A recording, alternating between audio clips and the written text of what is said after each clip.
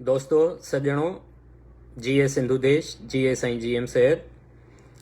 जीअं त अॼु मुंहिंजे लाइव अचण जो मक़सदु सिर्फ़ु इहो ई हुयो त जीअं त सिंध ते हिकु घण तरफ़ी जंग मढ़ी वई आहे, जंहिंजा जेको सो असां ॾिसी सघूं था मुख़्तलिफ़ तरीक़नि सां। जेको सो कराचीअ में काफ़ी मुल्हनि जे तंज़ीमुनि तरफ़ां ऐं शिदत पसंद ग्रुपनि जे तरफ़ां ओचितियूं रैलियूं कढियूं वयूं, या कल्हो को वाक़ियो जेको सिंधियुनि जे जेका मिसिंग पर्सन्स जी असांजी जेका एहतजाज हले पियो उन ते जेको सो हमिलो कयो वियो। जीअं त रियासत घणे टाइम खां कराचीअ जे वफ़ाक़ जे हवाले करण ऐं उन सां गॾोगॾु ताज़ो वज़ीर आज़म जेको इमरान ख़ान तालिबान ख़ान जेको ऐलान कयो त सिंध जा ॿेट जेको सो हवाले कया वेंदा, वफ़ाक़ जे हवाले कया वेंदा, चाइना जे हवाले कया वेंदा ऐं उन्हनि ते नवां हांगकांग जे तर्ज़ जा शहर अॼिया वेंदा। त इन्हनि सभिनी शयुनि ते अॼु ॻाल्हाइण लाइ इन सॼे पस मंज़र खे सम्झण लाइ असांखे जेको सो गौर करणु घुरिजे त हीअ जेका सिंध ते जदीद तरीक़े सां मुख़्तलिफ़ तरफ़नि खां जंग मढ़ी वई आहे, हिकु तरफ़ पाबंदी मढ़ियल तंज़ीमुनि जे तरफ़ां, हिकु तरफ़ जेको सो रियासती ॾाढ जबर जे ज़रिए, हिकु तरफ़ असांजा माण्हू खंभण जे ज़रिए, हिकु तरफ़ जेको सो सिंधियुनि खे हीसाइण ऐं ड्रेॼाइण लाइ त जीअं असां पंहिंजे क़ौमी आवाज़ ऐं क़ौमी शऊर खे ख़ामोश करे छॾियऊं ऐं असां पंहिंजो आवाज़ न उथारियूं। हीअ सभु जेके बि हरबा इस्तेमालु थियनि पिया था रियासत जे तरफ़ां मुख़्तलिफ़ हीलनि सां असांखे चुप करायो पियो थो वञे ऐं असांजे क़ौमी तहरीक ऐं आज़ादीअ वारे फ़िक्र खे ख़तमु कयो पियो थो वञे। त उन ते असांखे सोचणो पवंदो, उन तरफ़ असांखे ध्यानु करिणो पवंदो त हीअ जेका घण रुखी जंग आहे उनखे असां कहिड़े हिसाब सां कीअं कहिड़े नमूने सां मुंहुं ॾेई सघूं था। जीअं त अॼु निमृता चंदाणीअ जो जेको सो पहिरियों साल जी वरसी बि आहे ऐं मूंखे जेको सो ॾुख सां चवणो थो पए त असांजी हिकु नौजवान डॉक्टरियाणी सिंधी हिंदू डॉक्टरियाणीअ खे जेको सो ईअं शहीद कयो वियो ऐं उहा अॼु ताईं उन जे जेको सो कातिलनि खे रियासत सोघो न कयो, छो जो उहे नथा चाहिनि त सिंधी न्याणियुनि सां जेको ज़ुल्म ऐं जबर थिए पियो थो उहो वाइखो थिए या उन जा जेके ॾोहारी आहिनि उहे असांजे साम्हूं अची सघनि।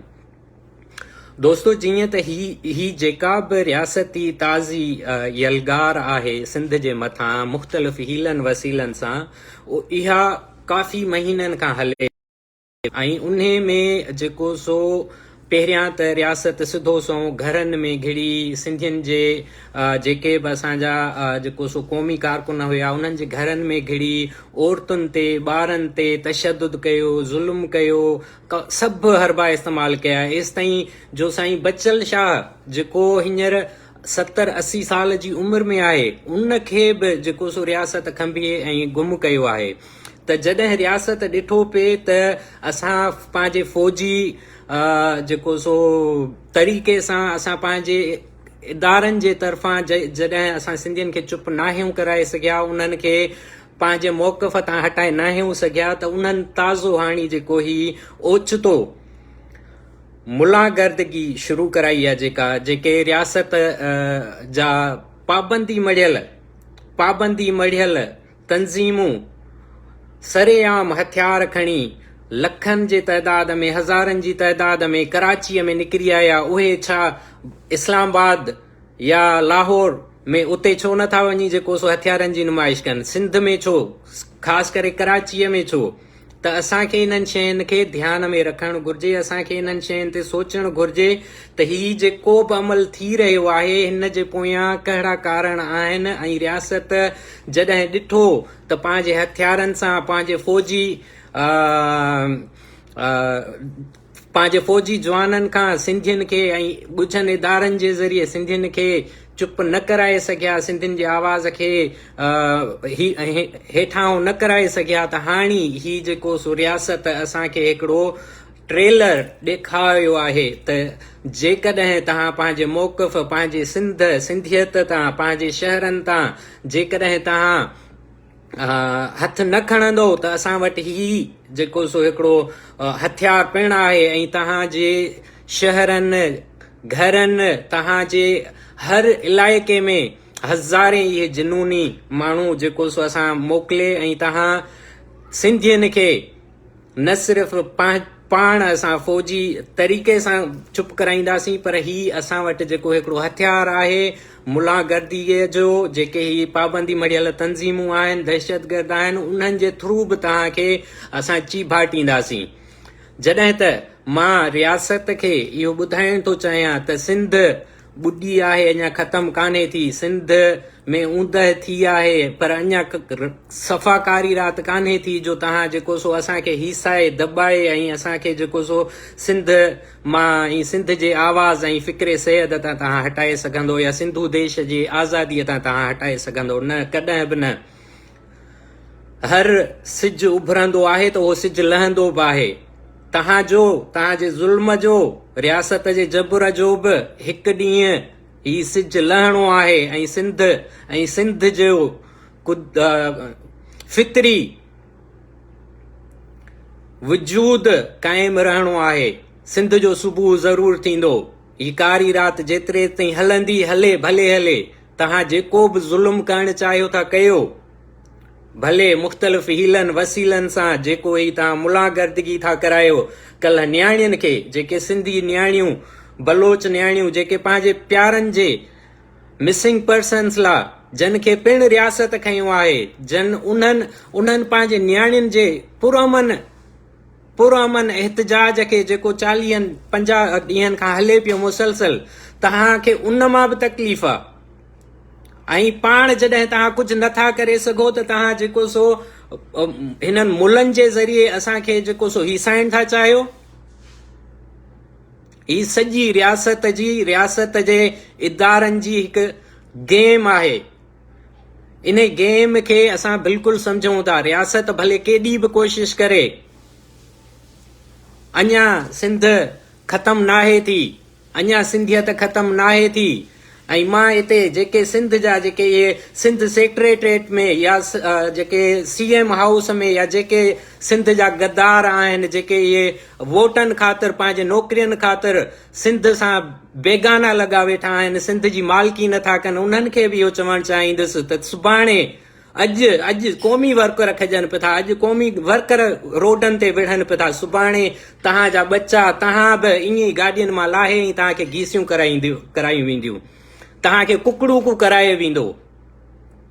हींअर बि वक़्तु आहे, ही सिंध जा जेके बि वॾेरा ब्यूरोक्रेट, जेके एशियन वारनि ऑफिसनि में कमरनि में वेठा आहिनि, उन्हनि खे सोचणु घुर्जे त ही जेको असां क़ौमी तहरीक जे दोस्तनि या शऊर रखंदड़ सिंधियत वारनि ते जेको ही अमल थिए पियो थो, या जेके सिंधी अदीब शाइर लेखक जेको ही कुझु लिखनि पिया था ऐं उन्हनि ते ही जेको ॾमर रियासती ऐं जेको जबर हले पियो थो, इन खां तव्हां बि न बची सघंदो। भले अॼु तव्हां पंहिंजे AC वारनि कमरनि में वेठा हुजो, पर उहो वक़्तु ज़रूरु ईंदो, तमामु जल्द ईंदो, जॾहिं तव्हांखे इन AC वारनि कमरनि मां, तव्हांजे इन्हनि AC वारनि गाॾियुनि मां तव्हांखे कढे घेले ऐं इहे मुला जेको सो इन रोडनि ते जेको सो घेलींदा।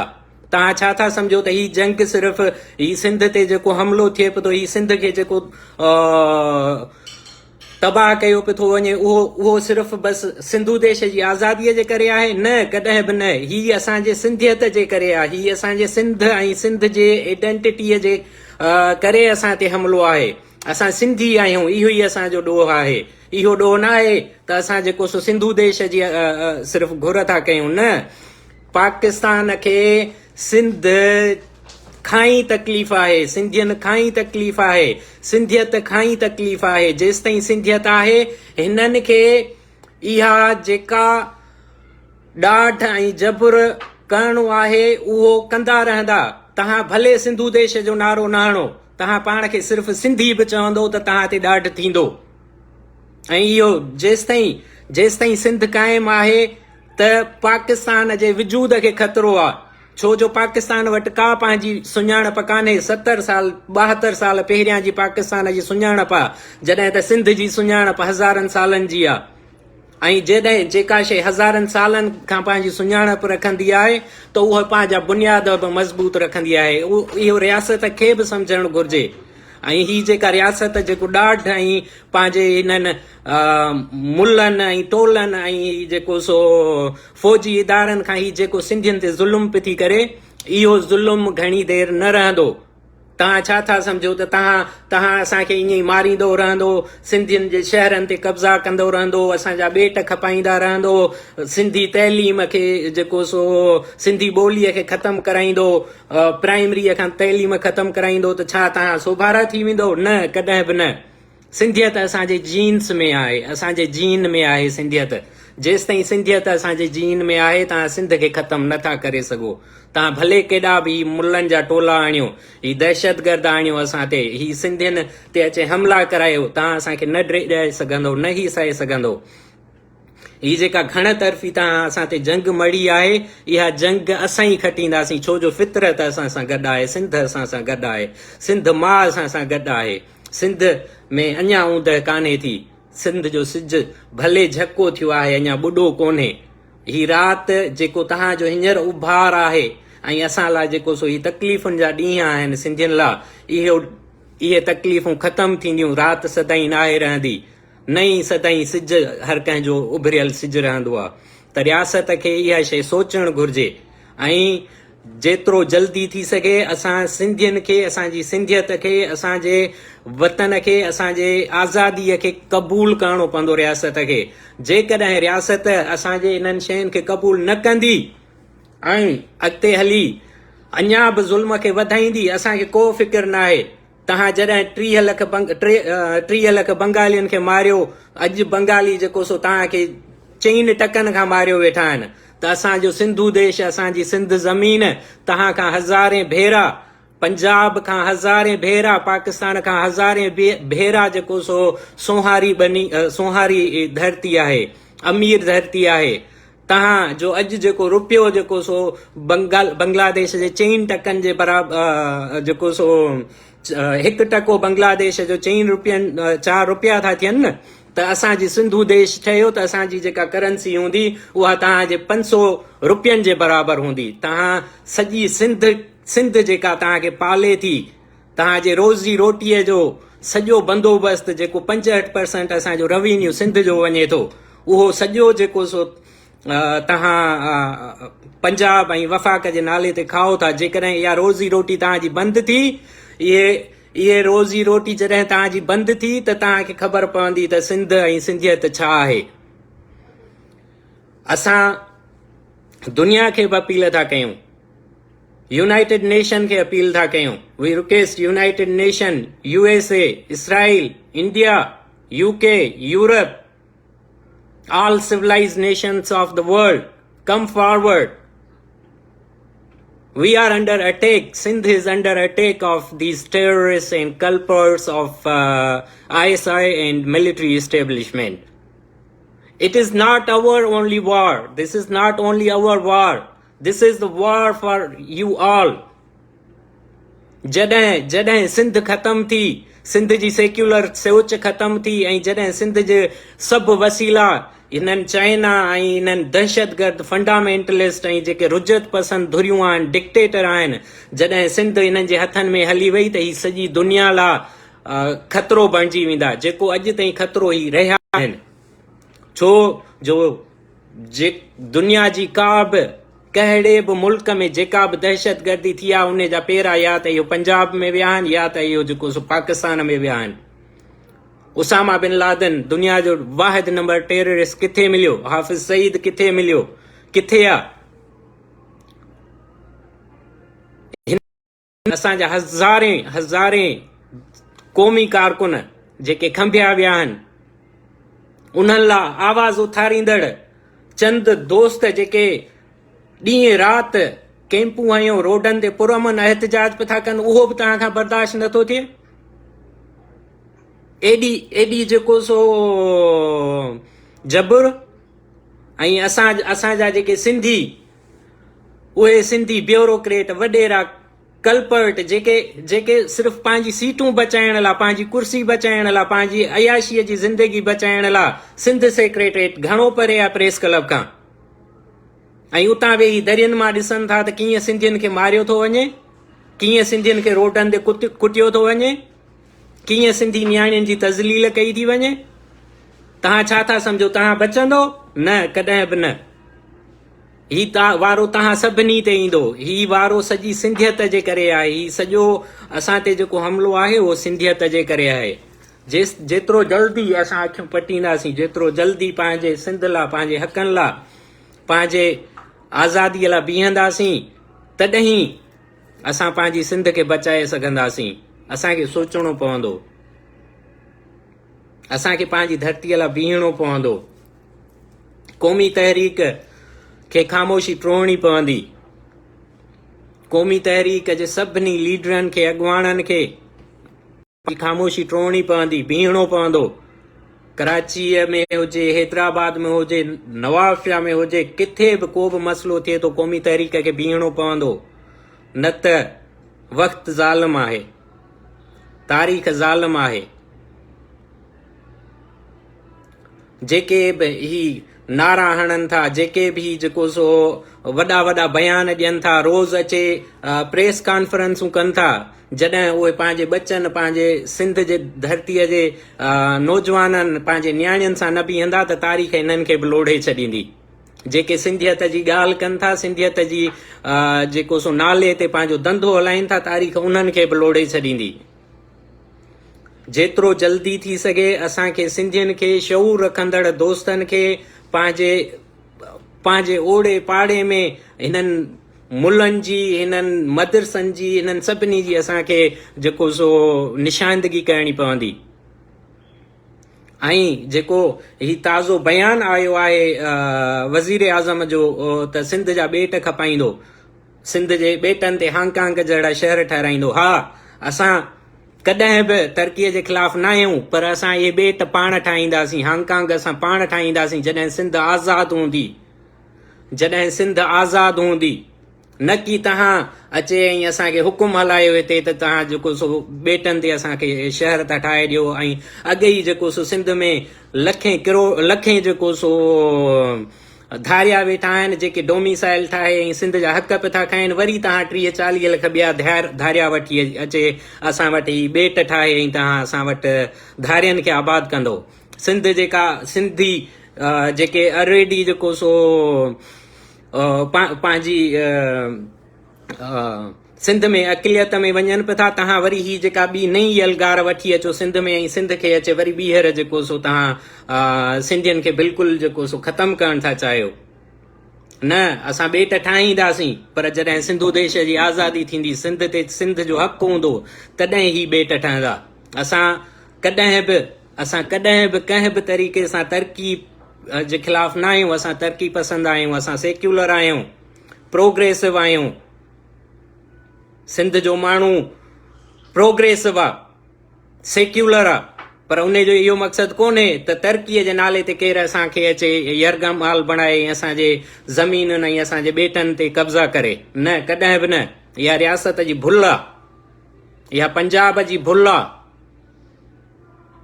इहा इन्हनि इदारनि, पाकिस्तानी इदारनि जी भुल आहे। तव्हां मारींदो, घणा मारींदो? 7 करोड़ मां घणा मारींदो? 7 लख मारींदो? एतिरा 7 लख तव्हांजा जेके फ़ौजी आहिनि न, उहे बि मरंदा। सिंध जो तव्हां अञा जेको सो जोश नाहे ॾिठो, सिंधियुनि जो अञा तव्हां जेको सो विढ़ण नाहे ॾिठो। तव्हां ही जेको बि सिंध ते जबर कयो पिया था, ज़ुल्म कयो पिया था, मां हिते पंजाबी जेके दानिश्वर आहिनि, पंजाबी जेके लेखक आहिनि, उन्हनि खे बि चवंदुसि, कन खोले ॿुधो। पंहिंजे हिननि फ़ौजी इदारनि खे सम्झायो एतिरो ज़ुल्म कयो जेको ज़ुल्म सुभाणे तव्हां बर्दाश्त बि करे सघो।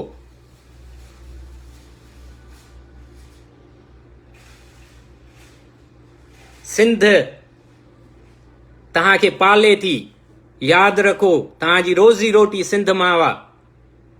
ऐं जेकॾहिं तव्हां सिंध खे ईअं हमला कंदा रहियो, ईअं चीथाड़ींदा रहियो, सिंधियुनि खे रोडनि ते रस्तनि ते मारींदा रहियो, त तव्हांजो बि वारो ईंदो।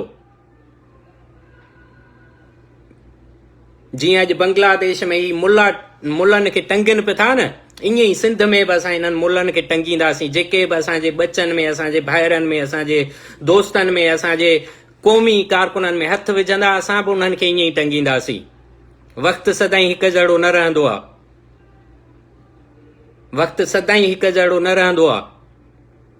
ही रियासत जेका बि बदमाशी करे पई थी, जेका बि ही रियासती ॾाढ ज़ुल्म करे पई थी, उन जो हिकिड़े ॾींहुं सिजु लहणो आहे। उन वक़्त खां ड्रिजो, ए क़ौमी दानिश्वरो, पंजाब जा दानिश्वरो, इन ॾींहं खां ड्रिजो।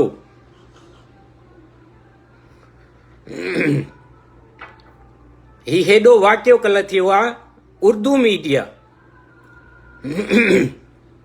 उर्दू मीडिया में कंहिं बि न्यूज़ चैनल ते, मां सॼो ॾींहुं न्यूज़ वेही ॾिठी आहे पाकिस्तानी, कंहिं बि न्यूज़ चैनल ते हेॾा हज़ारनि जी तइदाद में दहशतगर्द रोडनि ते घुमनि पिया हथियारनि सां, फौज, पुलिस,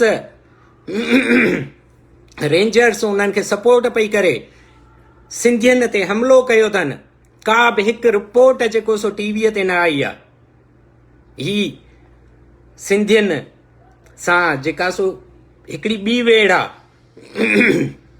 उर्दू मीडिया जेको असांखे सिंध सां या सिंध ते थींदड़ ज़ुल्म खे न पियो थो ॾसे, इहो रियासत जे चुर्च ते इहो बि हिकु घणतरफ़ो हमिलो आहे असां ते। ही उर्दू मीडिया जेको असांजे, उहो प्रिंट मीडिया हुजे, उहो इलेक्ट्रॉनिक मीडिया हुजे, उहो कहिड़ो बि मीडिया जो सोर्स हुजे, जेके सिंध जे आवाज़ खे दॿाए वेठा आहिनि, जेके सिंध जे आवाज़ खे, सिंध तां थींदड़ ज़ुल्म खे, क़ौमी कारकुननि जे शहादतुनि खे, जबरी गुमशुदगियुनि खे, सिंध जे न्याणियुनि सां थींदड़ ज़ुल्म खे, जेको ही जबरी मज़हब ऐं सिंध में जेको हेॾी हालत हले पई थी, उनखे कवरेज नथा ॾियनि। इहा बि रियासत जी हिकिड़ी चाल आहे त जीअं असांजो मैसेज, जीअं सिंध जो मैसेज, जीअं सिंध जी ॻाल्हि दुनिया ताईं न पहुचे, इन जे करे उर्दू मीडिया तोड़े इंग्लिश मीडिया असांखे कवरेज नथी ॾिनी वञे। इन ई जे करे असां हींअर ताज़ो जेको सो GSN थिंकर्स फोरम जे तरफ़ां इंग्लिश, उर्दू ऐं सिंधीअ में घटि वसीलनि में पंहिंजे कीअं बि जेको सो कोशिशि में असां जेको सो इहो नओं स्टेप खयो आहे त जीअं सिंध सां थींदड़ ज़ुल्म ऐं सिंध सां थींदड़ नाइजाइज़नि खे दुनिया ताईं पहुचाए सघूं। उन ॾिस में असां इहा ऑनलाइन अख़बार शुरू कई आहे, जेका अञा ताईं वेबसाइट उनजी न ठही आहे, पर असां कोशिशि में आहियूं त जल्द उनजी वेबसाइट वग़ैरह ठाहे ऐं रोज़ जे बुनियादनि ते सॼी दुनिया खे ॿुधायूं त सिंध ऐं सिंध जे क़ौमी तहरीक ऐं आज़ादीअ जे फ़िक्र ऐं GM सैयद जे पोइ लॻनि सां सिंध में छा पियो थो थिए। असां पंहिंजे धरतीअ सां प्यार जे, असां पंहिंजे धरतीअ जे मोहबत जे ॾोह में कीअं रियासत जे अताब हेठि आहियूं।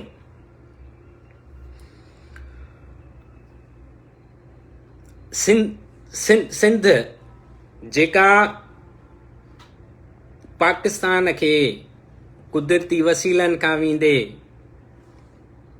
अन्न, उपाज, पाणी, सिंधूअ जो पाणी था पीअनि न, सभु कुझु ॾिए थी, पर उन सिंध खे ईअं लताड़ियो पियो थो वञे ऐं केरु आवाज़ ॿुधण लाइ तयारु न आहे।